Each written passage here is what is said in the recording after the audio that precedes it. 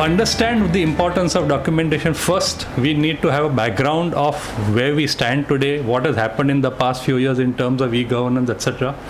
So just a few things that some of you may be aware, and those who are not aware, it may be good to keep this at the back of your mind, that today we are living in times where payment of taxes has to be done electronically for almost all categories of taxpayers. It is mandatory, there is no option, it is mandatory to pay taxes electronically. Then filing of returns is also almost mandatory for most of the types of taxpayers electronically. Very recently, just a few, maybe I think last year, we had a situation where the government also brought in the concept of filing of appeals electronically. And all this I'm talking from an income tax perspective, not from an indirect tax perspective. So for the Income Tax Act, filing of appeals before the first level of authority, that appellate authority, that is the CIT appeals, can be done electronically. In fact, it is mandatory to do it electronically. Then you all would be aware that if you file your returns electronically, the processing also happens electronically. There is what is called as a Central Processing Center, CPC, at Bengaluru, which processes all the e-returns filed in the country. And they have a massive infrastructure, fantastic software, which takes care of all this. Many of you would probably have the experience that you filed your returns in probably the last week of July, and you got your refunds in maybe 6th August, 7th August, first 2 weeks of August. All that is possible because the processing is happening electronically. Then the e-payment of refunds. So as I said, the refunds got computed in very quickly.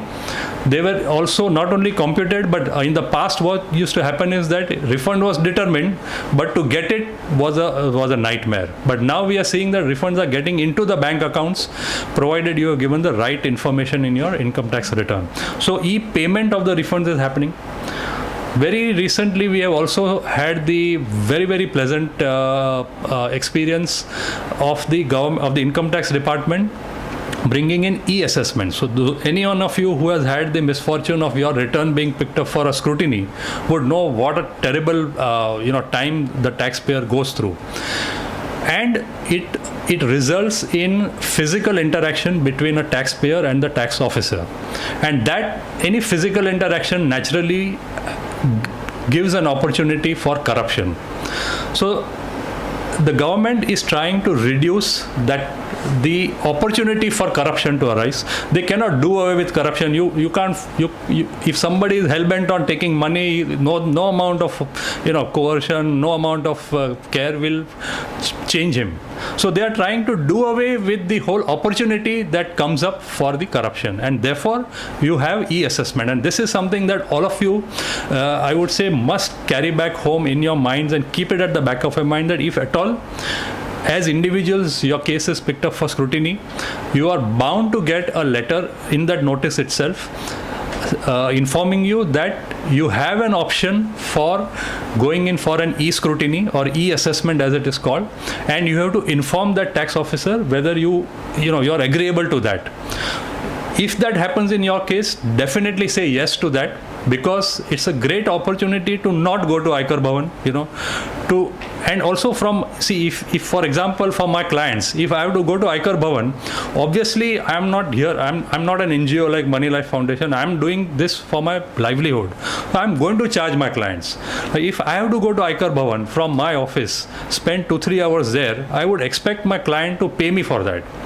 Instead of that, if the e-assessment happens, a lot of time will get saved, and thereby it will result in saving of a lot of professional fees from the perspective of the taxpayer. So therefore that is just a added thing, but the most important thing is that you will avoid meeting the officer, and therefore he will not have an opportunity to demand anything under the table from the taxpayer.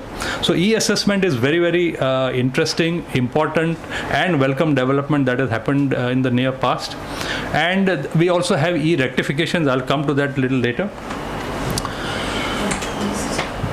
Then all of you are fans of Moneylife in the world of finance. Debashish week after week keeps on suggesting, scripts and mutual funds, etc., what to invest in, what not to invest in, etc. So you would be having demat accounts. Obviously, you would be having bank accounts, etc., mutual fund investments. You may be applying for shares in any IPO, and therefore you would be aware that today, if you have physical shares, you can't sell it in the market. This is impossible, unless, of course, you find some compliant broker who's willing to buy it, and then it will not be on the market, on the stock exchange. It will be off the market. You will not have the benefit of that STT paid transaction. Therefore, you will not have the tax benefits available to, long-term capital gains, short-term capital gains of shares on listed on the stock exchanges. So you have shares which are dematted. If the shares are dematted, the dividend on that goes directly into your bank account. So you have e-payments of dividends. Your investments are held in electronic mode. Your brokers, most of the brokers are now sending the contract notes electronically via email. Many of them, of course, do send physical. I'm not saying that, paperwork has stopped. It continues in a lot of quarters. But by and large, we are seeing everything going electronic. Even interest payments on debentures, a bank, of course, it comes in directly into your bank account, but even debentures, bonds, etc., all the interest gets credited directly into your bank account. So this is another aspect of how electronically things are happening in our country. Bank statements, again, you get electronic bank statements. If you have taken a loan, say from HDFC or any housing finance company or a bank for a housing loan or a car loan, etc., all the statements come electronically. Interest certificates come electronically. You have a loan confirmation which comes electronically. Many of us would be using credit cards, debit cards, etc. All those statements come electronically by way of email. MTNL, Vodafone, Airtel, Reliance, whatever it is you have, whatever telephones you have, all the telephone bills are now coming electronically. Electricity, whether it is Reliance, or whether it is Tata Power, or whether it is Bombay Suburban Electric, in all likelihood, the bills would be coming electronically. They could follow it up with paper, but more and more companies are now exhorting consumers to go away from paper, physical bills and opt for electronic bills so as to avoid the wastage of paper.